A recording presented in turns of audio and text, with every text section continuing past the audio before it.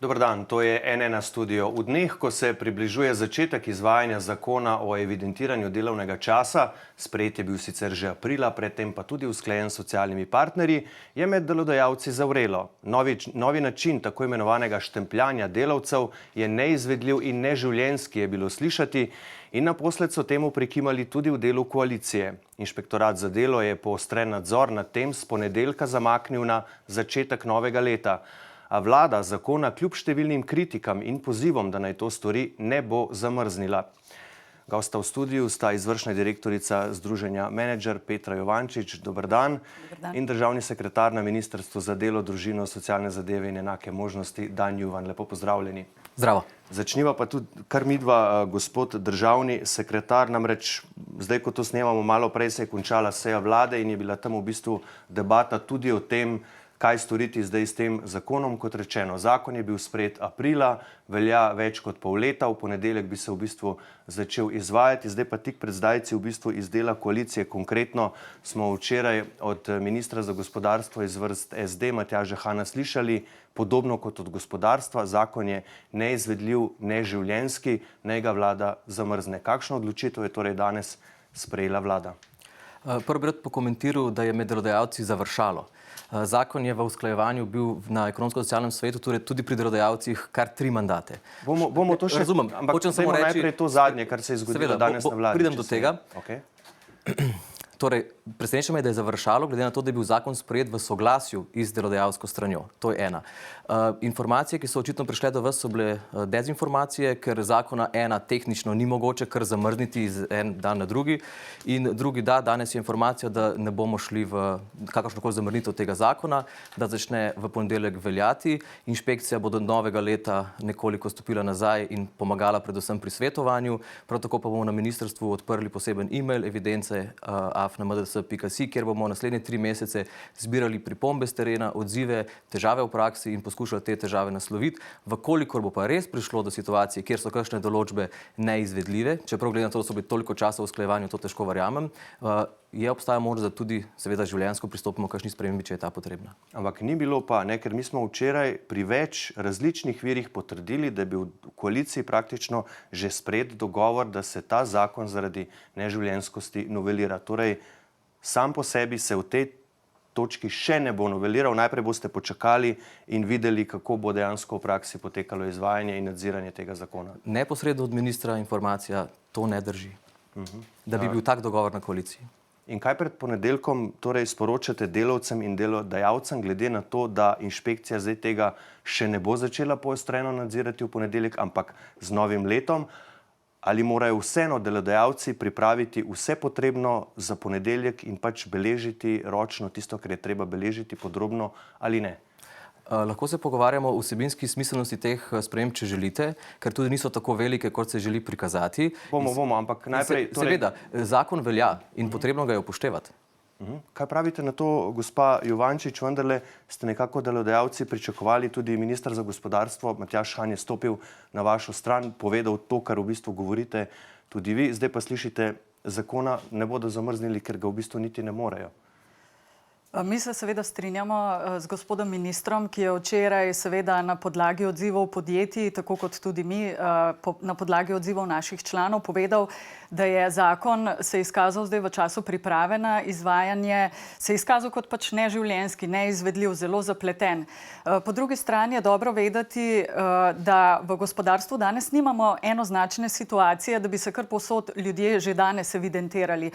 Mi imamo pravzaprav poklice, panoge, kjer to ni potrebno in zelo veliko temelji na zaupanju. In če smo si do zdaj delodajalci pa delojemalci v določenih podjetjih ali po določenih panogah zaupali, bo zdaj potrebno se iti evidentiranje na minute, ker nam ne zaupa država. To niso primerne rešitve, prinašajo dodatno birokratizacijo in predvsem obremenjujejo zaposlene. Veste, poslovodni delavci imamo praviloma individualne pogodbe in pravzaprav tukaj neke dodatne zahtevnejše evidence niso potrebne. Prinaša pa zakon za zaposlene en kup nekega dodatnega evidentiranja, ki zagotovo ni primerno tudi za sodobne oblike dela, ki smo jim danes pravzaprav, ki jih opazujemo na trgu dela. Ampak bom tudi vam postavil to vprašanje. Kako to, da je v bistvu tak vihar šele zdaj, tik pred zdajci, preden bi se zakon začel izvajati, kot rečeno, sprejet je bil aprila, septembra lani je bil usklajen na ekonomsko-socialnem svetu. Predstavniki delodajalcev so takrat rekli, zdaj citiram predstavnika delodajalcev Mitjo Gorenščka, zakon je sprejemljiv za vse. Govorili so, da je v bistvu to ni nič takega, da se evidence vodijo že itak ves čas. Torej, kako to, da ste v zrak skočili, če tako rečem, šele zdaj? No, mi smo seveda zakon že takrat proučili in tudi že takrat marsikaj komentirali. Bi dodala samo informacijo, Združenje Menedžer ne sodeluje v socialnem dialogu, mi nismo del ekonomsko-socialnega sveta. Ste pa delili to novico o tem, da je zakon usklajen na ESS-ju tudi na svojih spletnih straneh. Med poslovnimi novicami, kjer pravzaprav delimo vse, kar se dogaja na področju tega, kar lahko vpliva na naše poslovno okolje. Poglejte, treba je tudi mogoče malo svežiti spomin. Delodajalci so takrat dobili za izhodišče na ekonomsko-socialnem svetu, da bodo obvezne elektronske evidence za vse. In ko se je naredil vsaj ta korak, da teh obveznih elektronskih evidenc ni, je bil to neke vrste kompromis, ampak kolikor slišim s strani delodajalskih organizacij, na ekonomsko-socialnem svetu zadeve še zdaleč niso idilične in so pogosto stvar nekega taktiziranja in preglasovanja. S tem, da ekonomsko-socialni svet v tem trenutku niti ne deluje, ker delodajalcev ni zraven. Gospod Juvan, želeli ste repliko? Ja, bi prosil. Pri izvajanju moje sogovornice se vidi, da zakon o evidencah velja od leta 2006. Ta zakon, ki velja od leta 2006, predvideva dnevno vnašanje števila ur, ki jih delavec opravi na delovnem mestu. Kar se spreminja zdaj, je, da mora se voditi evidenca, kdaj je prišel na delo in kdaj je odšel iz dela. Ampak če vi hočete vedeti, da je bil delavec 8 ur na delu, potem vendarle morate vedeti, kdaj je prišel in kdaj je šel. Hočem samo reči, sprememba ni ta, da je treba dnevno voditi evidence, sprememba je ta, da ne vodiš več število ur, ampak vodiš prihod in odhod. To je ena. Drugo, na ministrstvu smo opravili v preteklih tednih več strokovnih posvetovanj z GZS-om in ostalimi gospodarskimi združenji z predstavniki zaposlovalcev v javnem sektorju, kjer smo na veliko vprašanj v praksi odgovorili in vse dileme razrešili, tudi te, ki se zdaj v javnosti pojavljajo. Tako da jaz mislim, da v resnici smo zopet v istem studiu in zopet bom rekel, da je vihar v kozarcu vode. Počakajmo 3 mesece, poglejmo, kako se zakon v praksi izvaja in se potem zopet začnemo pogovarjati. Ampak, glejte, nekako so delodajalci takrat, pa tudi to je bilo slišati iz dela koalicije včeraj, da je bilo pričakovano, da bo ministrstvo za delo, vaše ministrstvo, do začetka izvajanja zakona, torej do zdaj v 6 mesecih, odkar je bil zakon sprejet, pripravilo tudi podzakonske akte, ki bi, bom rekel, bolj podrobno urejali posamezna področja, zato da ne bi bilo nejasnosti, ki se v bistvu v teh dneh pojavljajo. Zakaj? Imeli ste pol leta časa, če ne več, zakaj niste pripravili teh podzakonskih aktov? Podzakonski akti so bili potrebni na zakon, ki ga je v hiši pustila NSI. Ta zakon je predvideval obvezno elektronsko beleženje delovnega časa z revizijsko sledjo, zame odličen predlog, ki pa seveda zahteva sprejem množice podzakonskih aktov in odgovore na nekatera zelo pomembna vprašanja. Ko smo enkrat dosegli konsens, da gre elektronsko obvezno beleženje ven iz zakona, smo tudi v pogovoru z delodajalci ocenili, da podzakonski akti niso več potrebni, kar je potrebno so strokovna srečanja, smernice, vprašanja in odgovori in vse to smo tudi v tem času naredili. Ja, kadar zakon potrebuje toliko razlag, izobraževanj in ostalih tehnikalij, je mogoče se zavprašati, kakšen je pravzaprav namen vsega tega. A veste, jaz sem se, ko se zjutraj zbudim in pogledam na koledar, vidim letnico november 2023. Mi nismo leta 1895, mi se ne moramo o oblikah dela pogovarjati, kot da smo še vedno nekje na začetku industrijske revolucije, kot da vsi delamo v nekih umazanih tovarnah v gradbeništvu. Mi se danes v gospodarstvu pogovarjamo o ustvarjanju dodane vrednosti 100 000 evrov na zaposlenega, to so pa ustvarjalni poklici. Mi govorimo o zelenem, krožnem, digitalnem, o napredni družbi. Hkrati pa sprejemamo zakonodajo, ki bi bila morda aktualna 50 let nazaj. In sedanja ureditev je bila povsem v redu in ta nova zahteva veliko več nekih novih evidenc in na nek način predstavlja državno mikromenedžiranje, ki ne bo prineslo nobenega učinka. Mi se moramo zavedati danes, da delamo v sodobnih oblikah dela, da so ljudje radi svobodni, da si radi svobodno razporejajo svoje urnike. Še posebej je to prinesla pandemija. Radi delajo delajo od doma, so digitalni nomadi, radi prilagajajo delovno življenje svojemu zasebnemu življenju, družinskemu ali sicer.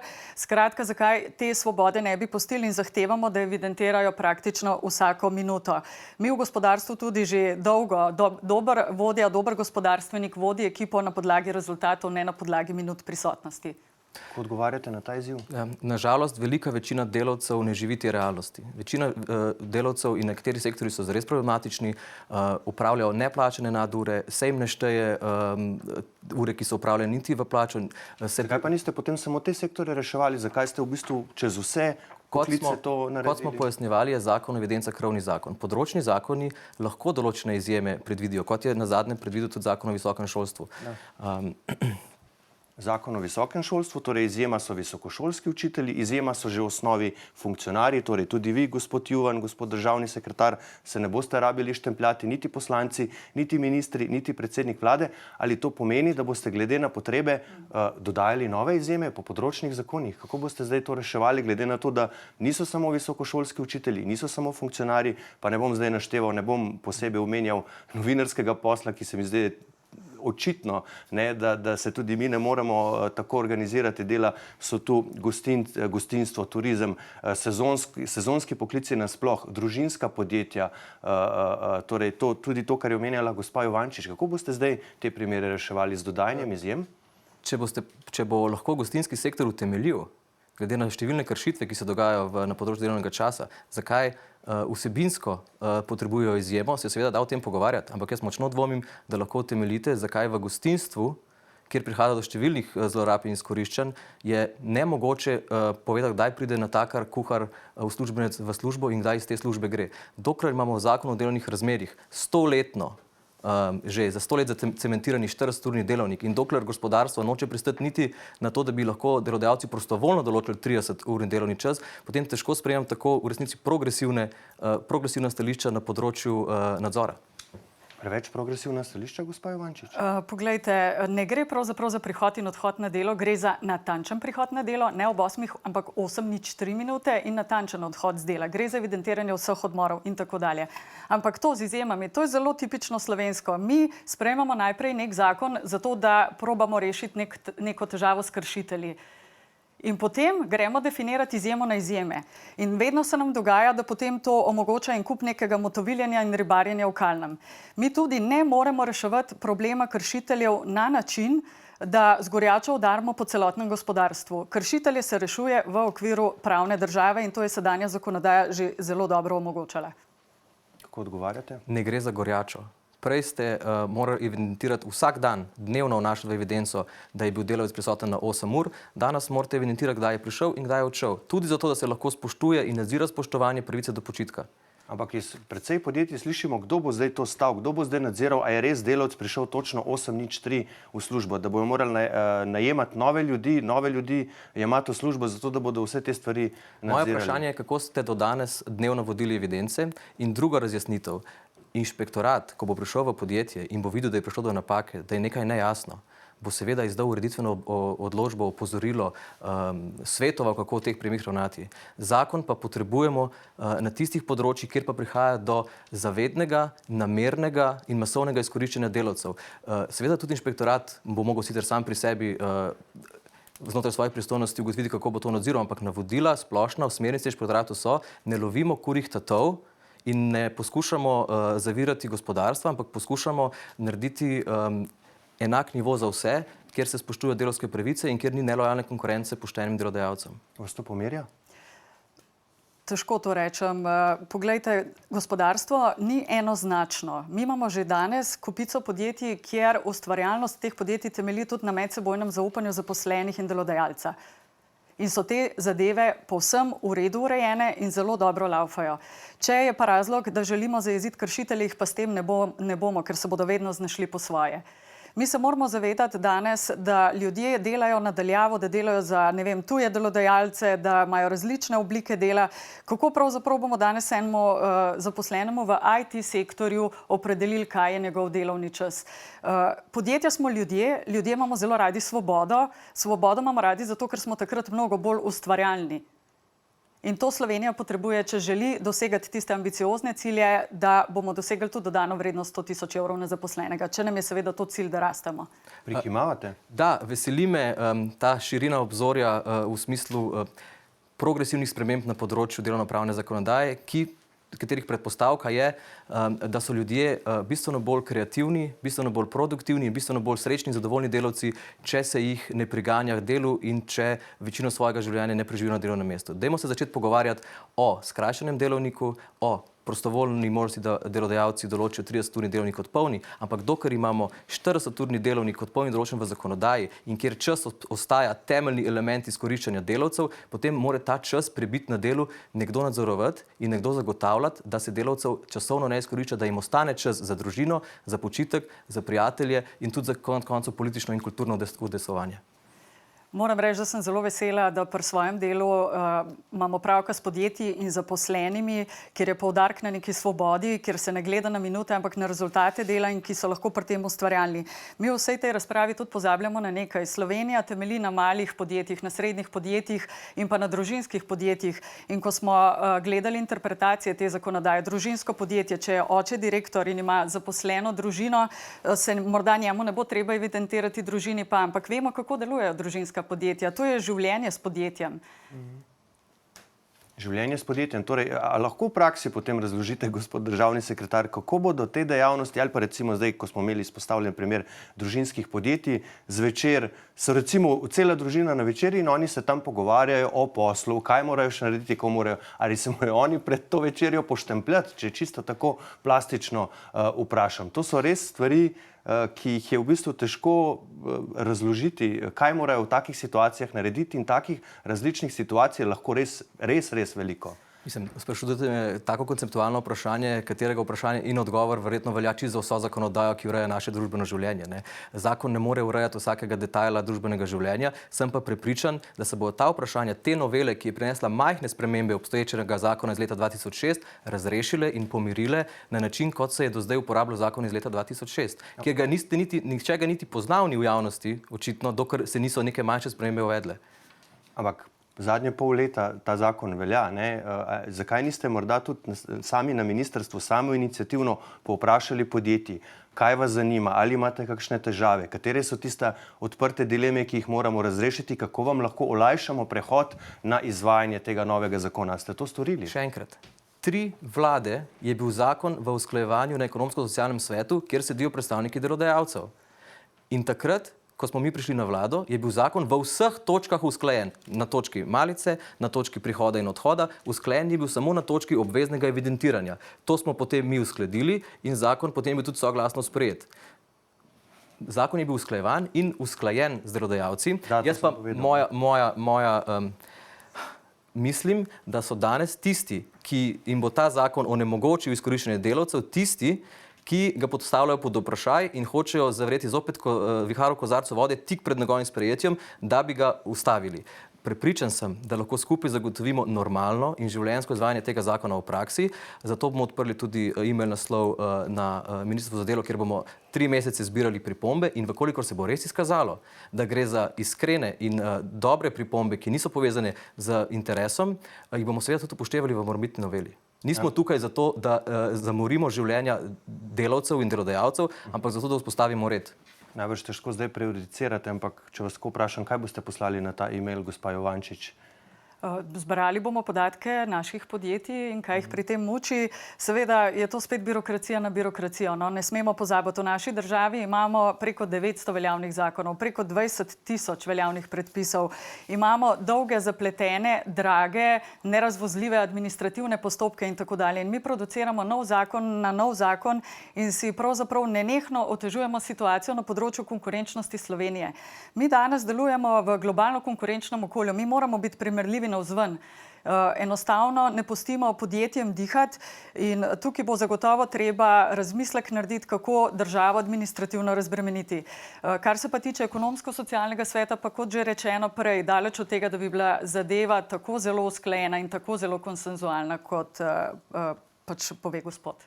Jaz hočem reči, da smo vseh teh tehničnih vprašanjih, ki se danes pojavljajo, opravili veliko razprave pred današnjim dnem in veliko stvari zaprli in pridobili soglasje delodajalcev. Vkolikor bi res šlo za tako nemogoče izvajanje v praksi, ne vem, kako je možno, da bi delodajalci na to ne opozorili, ko je bil zakon poslan na vlado, sprejet na vladi, v državnem zboru in da je šele danes je tako katastrofalna, navidezno katastrofalna situacija, ko je bil pa vendarle usklajevan 3 vlade in soglasno sprejet pri delodajalcih. No, mi seveda smo že takrat opozarjali, da prinaša zapleteno birokracijo in da je neživljenjski, tako da absolutno ta informacija ne drži.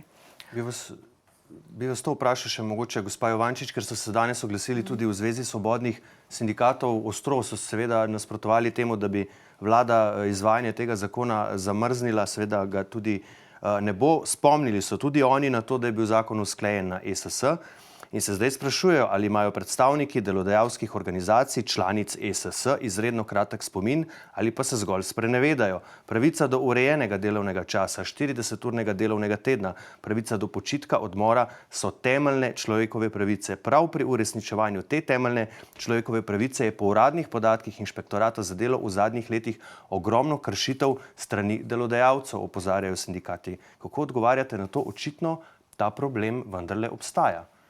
Poglejte, kršitelji so bili in kršitelji bodo. Nihče ne polemizira s tem plemenitim ciljem, da zaščitimo delavce. Tudi mi danes z delodajalci delamo na tem, da morajo biti v podjetjih zdravi, dobri odnosi. Ne nazadnje imamo hud demografski pritisk. Danes je pomanjkanje delovne sile praktično vse posod in to predstavlja velik pritisk na delodajalce. Relativno hitro se lahko zamenja službo dan današnji. Tako da, kar se samih sindikatov tiče, pa mogoče tole. Poslovodni delavci, ki imamo individualne pogodbe, nam pravzaprav ta zakon ne prinaša nekih obremenjujočih evidenc, prinaša jih pa za zaposlene. Sindikati zastopajo zaposlene. Problem je v tem, da se mi preveč pogovarjamo o poklicih, nekih starodavnih poklicih za tekočim trakom, za neko umazano proizvodnjo. Mi danes živimo neko povsem drugo realnost. Sodobni poklici so nekaj popolnoma drugega in svoboda je že bila pri delovanju in si jo marsikdo želi tudi v prihodnje, ne da bomo mikromenedžirani na minuto natančno. Torej, svoboda, če prav razumem, je bila očitno že prej, zdaj ko je pa svoboda med drugim na oblasti, pa Levica, pa SD, pa tega ni več, ali kako? Ne vem točno, kje je bila svoboda prej. Zakon o evidencah, ki velja od leta 2006, velja za vse delodajalce, za vse v delovnem razmerju od leta 2006. Torej, tukaj do sedaj ni bilo izjem. Seveda, konceptualno se lahko pogovarjamo o tako imenovanih avtonomnih, heteronomnih načinih dela. Avtonomni tam, kjer si sam postavljaš pravila, sam moraš izpolniti projekt do nekega konca, in pa tam, kjer imamo heteronomno, to pomeni, da nam drugi dajo navodila. Zakaj pa najprej tega ne uredite, pa potem? Tukaj gre za konceptualno vprašanje, ki ga je težko zaobjeti v nekem zakonu o evidencah. Hočem samo reči, da razlike na trgu obstajajo, kot sem pa prej rekel, je pa realnost večine delavcev na trgu je klasična. Delodajalec je tisti šef, odreja navodila in ljudje so večinoma v klasičnih delovnih razmerjih. Seveda obstajajo panoge z dodano vrednostjo, manjša podjetja, prebojna in tako naprej, ki imajo mogoče različne načine dela in jaz verjamem, da glede na to, kakšna znanja in kakšna kreativnost v teh podjetjih je pri kadru, da bojo zagotovo preko mobilne aplikacije, preko raznih sistemov zagotovo zagotovili, da z enim klikom na telefon poveš, kdaj si začel delati in kdaj si končal delati. Mislim, da to ni nepremostljiva težava za tako prebojne ume, ki jih imamo v gospodarstvu. Ja, delodajalci pa poročajo, da morajo za takšne rešitve, kot jih zdaj vi omenjate, čakati 2 meseca. Zakon se pa začne uporabljati od ponedeljka naprej. Ne razumem, tu imajo težavo. Torej, te rešitve digitalne, ki jih omenjate, niso izvedljive za vse delodajalce, ker morajo čakati 2 meseca, da sploh lahko pridejo do njih. Toliko časa traja, ker je zdaj tak naval zaradi tega zakona in torej v praksi to ni ravno izvedljivo. Zakon je bil sprejet več kot 2 meseca nazaj v državnem zboru, se je vedelo, da se bo začel uporabljati. Aprila je bil sprejet. No, več kot 2 meseca nazaj. Tako da tukaj recimo ne vidim te povezave. Je pa tudi inšpektorat danes poročal, da bo recimo do novega leta bolj svetoval kot kaznoval in tudi mi smo sporočili, da bomo 3 mesece še zbirali dodatne predloge. Tukaj poskušamo iti na roko seveda ravno tem primerov, ki pa so, moramo se zavedati, manjšinski. Lahko povem tudi, kaj je tisto ključno, kar je v tem zakonu, ki pomaga inšpektoratu. Ne. To, da se bo iz evidence, da bo razvidno referenčno obdobje, to je ključno. Tukaj je prišlo do velikih zlorab. To, da bo delavec obveščen za pretekli mesec o izrabi njegove delovnega časa in da lahko na tedenski ravni zahteva oziroma pridobi avtomatično pogled v evidence in pa da mora biti bolj jasno določena hramba evidence. Mi se soočamo na terenu, kjer kršitelji, za katere vsi vemo in se iz helikopterja vidi, da delavci delajo tam po 200, po 300 ur, ko pride IRSD tja, enostavno evidence ne dobi v roke, ker se bolj splača zadržati evidenco, plačati kazen, kot pa da bi se iz te evidence videlo, da so ljudje delali 300 ur in potem bi recimo tuje podjetja tudi izgubilo recimo pravico do zaposlovanja tujih delavcev in tako naprej. Zdaj, če bo prišlo do takih kršitev, bo tak delodajalec dobil obvezno elektronsko beleženje delovnega časa kot sankcijo za 2 leti. Hkrati lahko delavci, združeni v sindikat, predlagajo delodajalcu, da so razmere takšne in da zahtevajo obvezno elektronsko beleženje, torej delavci sami zaradi lastnega interesa in kolikor bo delodajalec to zavrnil, bo mogel v tej zavrnitvi obvestiti tudi IRSD. S tem smo vzpostavili sistem, kjer bo IRSD obveščen o primerih, kjer je potreba za evidentiranje in štempljanje na strani delavcev in kjer delodajalec na to ne pristane. Takrat bo lahko IRSD rekel, aha, tukaj pa očitno obstaja nek problem. To so v bistvu tiste ključne novosti tega zakona, ne pa to, da se more štempljati prihod in odhod. Gospod zelo rad govori o kršiteljih in o nekem vsesplošnem zadovoljstvu zaposlenih, kar seveda ne drži. Mi imamo preko 1200 članov dnevno obiskujem podjetja. Mi imamo krasna slovenska podjetja, ki so izvozniki, na katerih temelji pravzaprav naše gospodarstvo. In mi ne delamo drugega na državni ravni kot to, da jim nalagamo nova in nova bremena. In veste, za neko klimo v družbi tudi ne pomaga, da se vse obravnava kot nekakšne kriminalce, da se to posplošuje. In moram reči, da se marsikdo, če gremo zdaj po podjetjih, bi zagotovo imel velike težave s tem, kar je gospod pred mano povedal. Očitno bomo tu še v bistvu politični koalicijski spor. V SD pravijo jasno, javno, zakon je neizvedljiv, neživljenjski, v Levici, seveda, kamor sodite tudi vi, gospod Juvan, pa pač vztrajate, da je zakon ok in da... Ne drži. Po mojih informacijah nikoli ni bilo stališče koalicije na vladi, da bo zakon zamrznen in v tem smislu... Jaz sem rekel, kaj je gospod Han včeraj povedal, to citiram, ne? In gospod Han pravi in tudi v njegovi stranki SD pravijo, zakon je neizvedljiv, neživljenjski, pričakujemo, zahtevamo praktično, da se ga zamrzne. In to se ne bo zgodilo, ker je očitno predsednik vlade bolj sledil Luki Mescu, vašemu ministru, vaši stranki Levici, kot pa SD. Kot sem uvodoma pojasnil, vlada ali pa katerikoli politik v tej državi ne more v petek reči, da bo zakon, kateri je objavljen v uradnem listu in bo začel veljati v ponedeljek, bil zamrznen.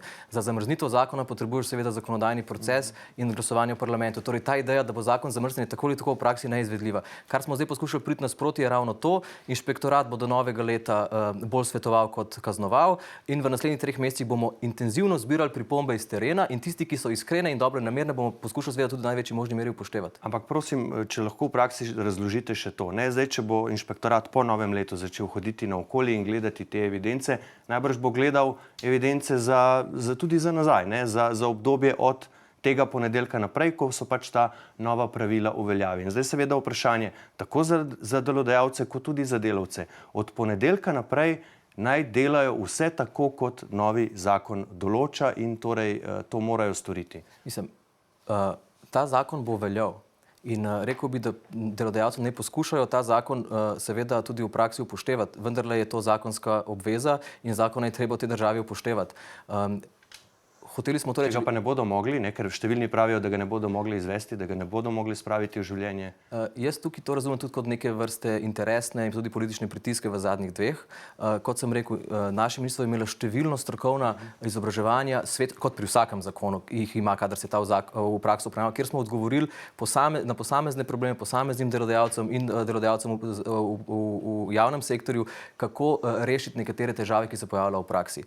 Pri vsakem zakonu, ki posega v ustaljene navade in vzorce, imamo to težavo. In prepričan sem, da bomo te težave lahko premostili, vkolikor pa se bo kakšna stvar izkazala za resnično neživljenjsko ali pa recimo temu brez učinka na izvrševanje delavske pravice, potem pa bomo seveda lahko kot zreli posamezniki pogledali in rekli, ok, tole pa ne deluje oziroma dajmo narediti tako, da bo zakon sledil svojemu namenu. Za nas je ključno, da se delovni čas delavcev spoštuje in glede na to, da imamo, ne govorim samo, da so vsi delodajalci slabi. Mi imamo na tem področju velik problem kot družba in kot država in kot gospodarstvo. in ga moramo pač nekje začeti reševati. In upam, da ga bomo lahko tudi rešili, če vsi stopimo skupaj. No? In menite, da ta zakonska rešitev v bistvu pomeni korak v to smer, čeprav razumem, vaša bo pa zadnja, gospa Juvančič. Kaj pravite na to? Torej, šele če bodo potem naknadno ugotovili, da ni ok, da res ni izvedljivo, da se pač pojavljajo težave, ga bodo šli spreminjati. Mislite, da se bo to potem tudi zgodilo? Kaj pravite? Težko verjamem, ko smo enkrat v taki situaciji, da smo postavljeni pred gotovo dejstvo, da zakon pač je in naj se podjetja znajdejo po svoje. Lahko upamo, da bo kdaj prišlo do pozitivne spremembe. Mislim pa, da je treba predvsem pri odločanju o takih ukrepih večkrat iti na teren, pogledati podjetja, videti, kako delujejo, videti te uspešne, prebojne slovenske zgodbe in še zdaleč slike ne risati na podlagi nekih kršiteljev, ki seveda morajo v pravni državi za svoje dejanja tudi odgovarjati. Dobro, kot rečeno, zakon je bil usklajen na ekonomsko-socialnem svetu septembra lani, sprejet je bil v državnem zboru, aprila letos za so glasovale vse stranke koalicije, tudi poslanci SD, torej stranke, ki zdaj temu zakonu nasprotujejo in pravi, da je neživljenjski in neizvedljiv. Videli bomo seveda, kaj se bo z njim dogajalo naprej, kako se bo izvajal, kako bo inšpektorat izvajal nadzor in seveda ali bo prišlo do noveliranja ali ne. Za danes pa spoštovana gosta, gospod državni sekretar Dan Juvan, gospa Petra Juvančič, izvršna direktorica Združenja Menedžer. Najlepša hvala za vajino gostovanje v studiu. Hvala lepa. Hvala za povabilo. Hvala pa tudi vam za vašo pozornost. Seveda zagotovo bo še veliko več odzivov na to današnje dogajanje ali pa na dogajanje v zadnjih dneh okoli tega zakona in seveda jih bomo sproti objavljali na n1info.si, zato nas spremljajte. Iz studia pa le še lep pozdrav in nasvidenje.